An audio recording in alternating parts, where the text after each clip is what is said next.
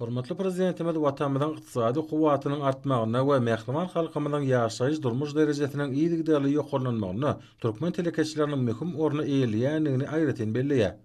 Arkadaly gahrman serdarymyz döwlete degişli bolmadyk bulgamda ýokary tehnologiýaly innovasiýon önümçilikleri ösdürmegi diňe bir milli ykdysadyetimiziň bolman eýsem ählemumy ykdysadyýetyň häzirki ösüşiniň ileri tutulýan ugurlaryna nazar almak bilen kiçi we orta telekeçiligi düzümleýin üýtgedip gormagy netijede öňürilýän çygmalary özümizde haýyşlyk görünüşine getirmek hemişe üns merkezine saklaýar.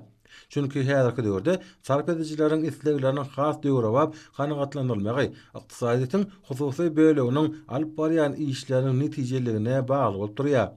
Döwlet başçylygymyzyň bulgamy ösdürmäge berýän himayet gollawlary bilen ruhlanyp zähmet çekýän Batlyk Adam Hususy Karhanasy bu sözüň doly manysyny dünýä hil ülgülerine ähli wagtlarda doly gawat gelýän häzirki zaman Hususy Karhanasyny urly.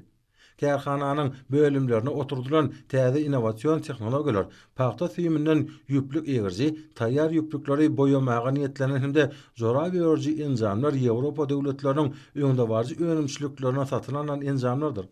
Hususy Kärhananyň Şwitsariýanyň we Ýaponiýanyň öňde barjy kompaniýalarynyň enjamlary bilen bir kemsiz üpjün edilen ýüplük önümçiligi bölüminde zähmet çekýän hünärmenleriň erginsiz tagallalaryny netijesinde her gije günnüzde taslama kuwatlygyna laýyklykda 13,5 tonna golay ýokary killi ýüplük taýýarlamak işi üstünlikli amala aşyrylýar.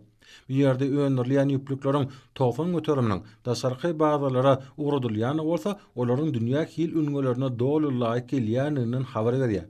Ýüplük önümçiligine çygymal hökmünde zerur bolan paxtanyň watanymyzda ösdürip ýetişdirilýäninem bu ýerde taýýarlanýan önümiň özüne düşýän gymmatyny hemde düşegintligi ýokarlandyrmagy oňun täsirini ýetirýär. Hususy Kärhananyň ýüplük boýagy hemde jorap önümçiligi bölümlerine bitirilýän işler öwga münasipdir. Kämil enjamlarly üpjün edilen boýag bölümine her kuwatda her gije günnüzde dörli renklere boýalýan ýüplük